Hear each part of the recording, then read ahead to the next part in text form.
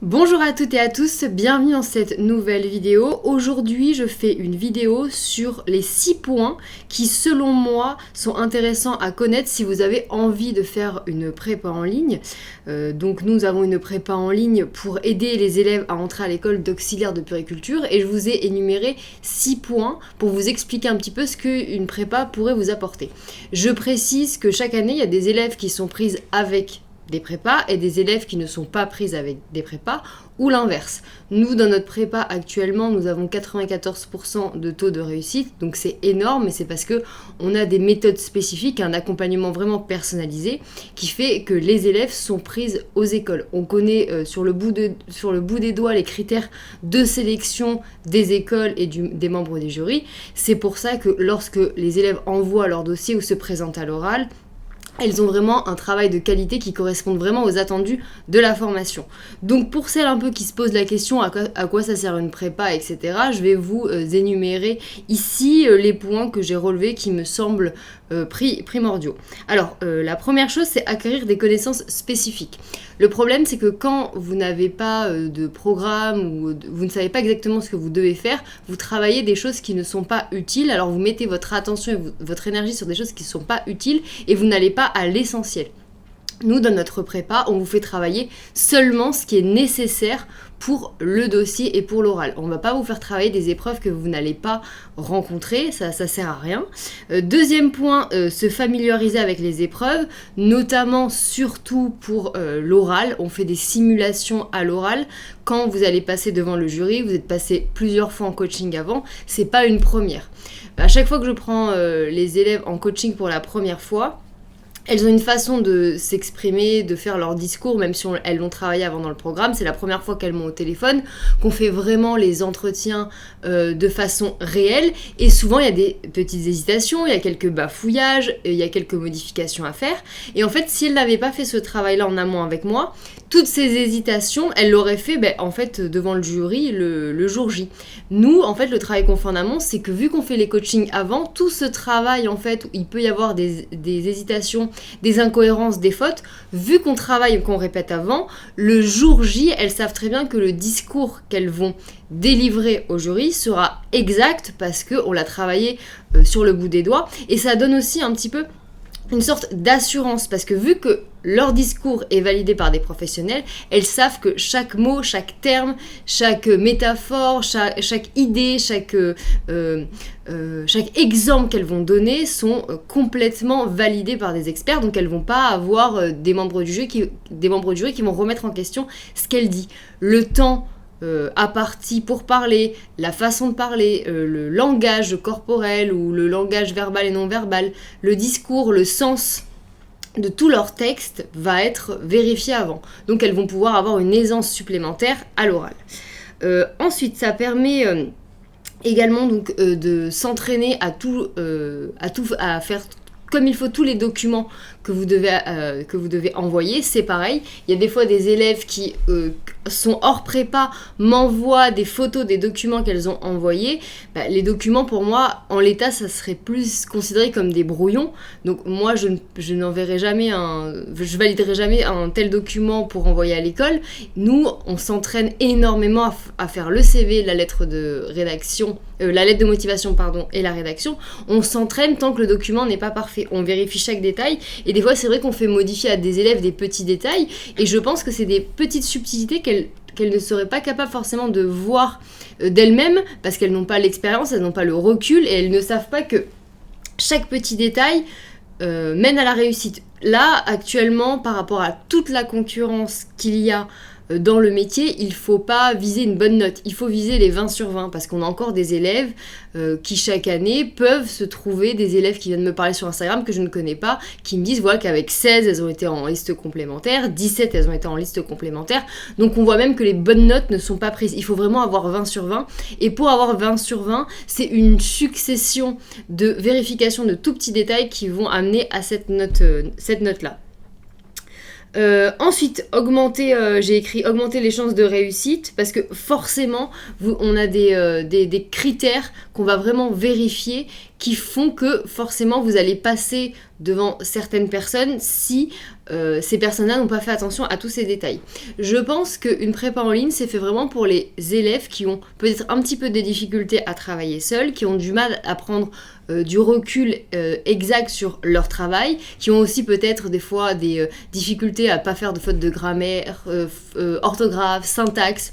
Nous, on fait aussi des reformulations de phrases, etc. On travaille vraiment le fond de tous les documents, mais aussi la forme, le design, l'ergonomie, la présentation, tout ça c'est vraiment très important. Et il y a des élèves qui savent travailler seuls, mais elles ont besoin d'une vérification par des professionnels. Donc des fois on a déjà un travail de qualité, même des élèves qui sont dans la prépa, le travail est déjà de qualité, mais c'est vrai qu'il y a toujours des modifications à faire. Ça ne nous est jamais arrivé de ne pas faire de modifications sur un dossier ou sur un oral. Nous, pour vous expliquer un petit peu comment ça se passe, quand vous vous inscrivez donc à la prépa en ligne, vous avez accès à des vidéos, à des PDF, à des cours qui sont en ligne dans la classe des AP. Donc vous devez, à travers les modules, construire vos documents un par un. Et petit à petit, on va vous corriger vos documents. Et il y a énormément de modifications à faire. Et pour des élèves qui pensaient que le travail était suffisamment fini, abouti, quand elles nous envoient les documents, elles sont assez sûres d'elles, elles sont un petit peu surprises de toutes les corrections qu'on leur donne, et des fois elles nous disent vraiment « Ah mais je m'étais pas rendu compte de ça, ah oui c'est vrai, ah oui c'est vrai », et c'est vrai qu'on peut aller vraiment en profondeur dans le travail. C'est vraiment ça la différence. Une fois qu'on a travaillé tout le fond, on travaille la forme, on passe énormément de temps sur la présentation du CV, on fait vraiment des petits chefs-d'œuvre. Il faudrait d'ailleurs que je vous montre avec l'autorisation de certaines élèves passées les CV qui ont été faits. Ils sont vraiment remarquables, et c'est pareil pour les rédactions. C'est vraiment des documents de grande qualité, et je sais très bien que les membres du jury apprécient d'avoir des documents aussi soignés, autant dans le fond que dans la forme. Et pour l'oral, c'est la même chose. D'ailleurs, si vous voulez voir un petit peu des extraits de ce qu'on fait dans les coachings téléphoniques, j'ai une playlist sur YouTube, ça s'appelle Coaching Oral, et vous allez voir, j'enregistre avec l'accord des élèves des petits passages de coaching pour que vous puissiez un petit peu voir à quoi ça correspond. Et dans ces épreuves-là, c'est pareil. Vous arrivez le jour J avec une assurance énorme parce qu'on a beaucoup travaillé, on est vraiment allé dans les détails, et le rendu est complètement différent qu'une élève qui arrive et qui brode un petit peu sur place. Là, il y a une assurance, une aisance, il y a des mots-clés, il y a tout ce que le jury veut entendre. En fait, on le délivre justement dans cet oral.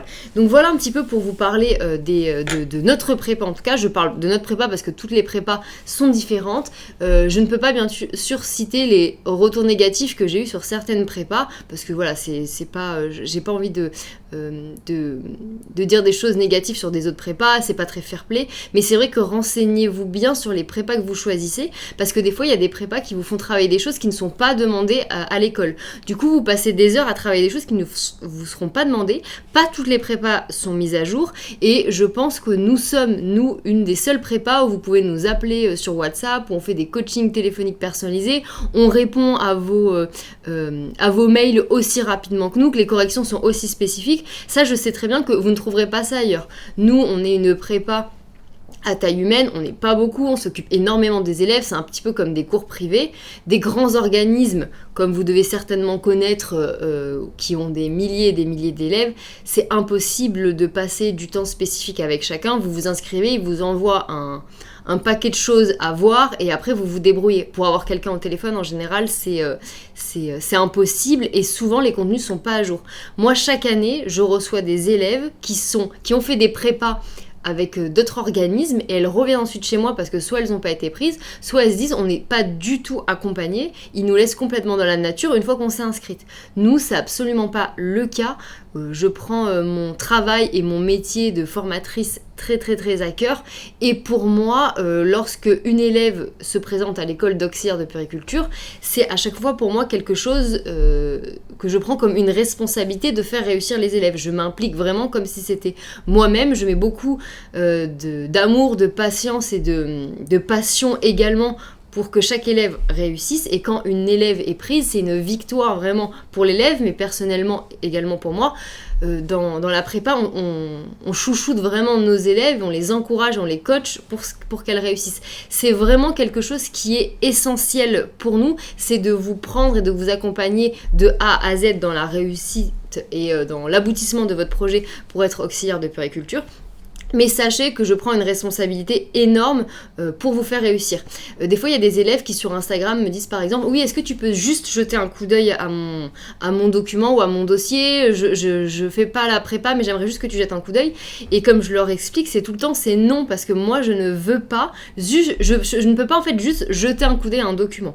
C'est soit je prends une élève en charge de A à Z, parce que c'est pas juste un coup d'œil, il faut qu'on se téléphone, il faut que tu m'expliques ton parcours, il faut que je vois si tu as vraiment bien choisi le bon sujet de rédaction par rapport à ton historique, par rapport à ton travail, par rapport à ta personnalité, par rapport à ton projet pro. Le travail, il est beaucoup plus profond que ça. Je ne peux pas juste jeter un coup d'œil et dire oui, ça va, déplace ça. Non, c'est un travail vraiment de A à Z. On est main dans la main pendant des semaines, pendant des mois. Donc, je ne peux pas juste jeter des coups d'œil. Donc, soit celles qui sont pas dans la prépa, vous utilisez mes vidéos YouTube, mon site internet futurap.fr et ça, c'est de votre responsabilité d'arriver à appliquer ce que je dis, mais par contre moi je n'aide pas des élèves qui ne font pas les programmes, c'est-à-dire qu'ils n'ont pas du tout tous les cours, tous les PDF, tout ce qu'il faut apprendre avant de faire un document, et surtout des élèves que je n'ai pas, moi et mon équipe, corrigés. Ça c'est vraiment important pour nous, parce que moi, quand une élève est prise, je me sens complètement responsable. Et si vous n'étiez pas prise parce que j'ai pas dit quelque chose, je me sentirais également vraiment très responsable. Donc je veux mettre toutes les chances de votre côté pour que vous réussissiez et pour moi, personnellement, d'apporter un travail de qualité. Donc voilà, le point un petit peu sur la prépa. C'est vrai que vous savez que j'ai une prépa en ligne, mais j'en parle pas énormément parce que je me dis de toute façon c'est écrit, j'ai tout écrit, elles peuvent se renseigner, etc. Mais c'est vrai que je voulais faire un petit peu une vidéo pour éclaircir tous les points parce que vous vous rendez pas compte peut-être exactement de quoi il s'agit, à quoi ça sert. Donc voilà, c'est un programme qui vous accompagne vraiment pour la création de vos documents. On les corrige. Et on travaille également l'oral, c'est un partenariat qu'on fait sur plusieurs semaines, plusieurs mois, ça dépend le temps que vous avez à y consacrer. Vous pouvez absolument combiner la prépa avec des études, avec un travail, vous êtes libre de faire vraiment le programme à votre rythme. Et qu'est-ce que je voulais rajouter d'autre ? Ah oui, il y a des élèves également qui par exemple s'inscrivent à la prépa et par exemple tombent enceintes ou déménagent et veulent reporter leur projet. Une fois que vous êtes inscrite, vous pouvez utiliser la prépa quand vous voulez. Elle n'est pas valable juste un an. La prépa, elle est valable à vie. Si vous avez dans votre quotidien quelque chose qui change, vous ne pouvez pas passer l'épreuve de sélection cette année, vous pouvez reporter à l'année prochaine, vous êtes toujours inscrite à la prépa, vous n'avez pas besoin de repayer. Voilà, ça c'est une petite spécificité également que je voulais vous apporter. Il y a juste les accompagnements qu'il faut vous réinscrire chaque année, mais le programme principal de la prépa, ça, il n'y a pas de problème, c'est à vous à vie. Voilà, j'espère que cette vidéo vous aura renseigné et je vous dis à bientôt pour une prochaine vidéo. Au revoir.